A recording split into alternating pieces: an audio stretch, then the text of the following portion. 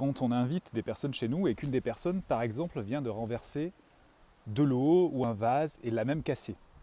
Nous pouvons ressentir de la colère, mais que faisons-nous? Est-ce que nous passons en mode attaque, en essayant de faire culpabiliser l'adulte qui est en face de nous, ou est-ce que nous essayons malgré tout de prendre un peu sur nous et d'éviter cette culpabilisation ou même ces attaques qui vont fragiliser le lien? Eh bien, il en est de même avec les enfants.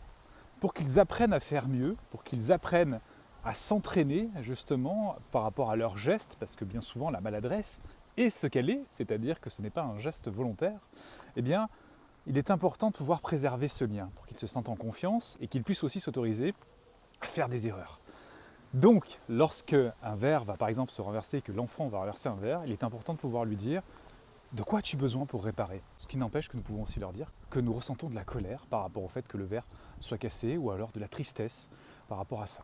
Le fait de dire je ressens de la colère, je ressens de la tristesse est une manière aussi de leur dire que les émotions font partie de la vie et qu'un événement peut effectivement déclencher une émotion en fonction de l'interprétation qu'on va donner à cet événement.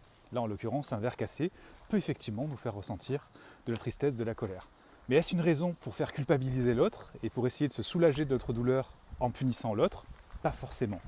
Donc je vous invite à réfléchir à ceci la prochaine fois qu'un enfant commettra une maladresse, de pouvoir lui donner cette chance de pouvoir réparer. Parce qu'ainsi, il va pouvoir se responsabiliser et apprendre en toute sérénité.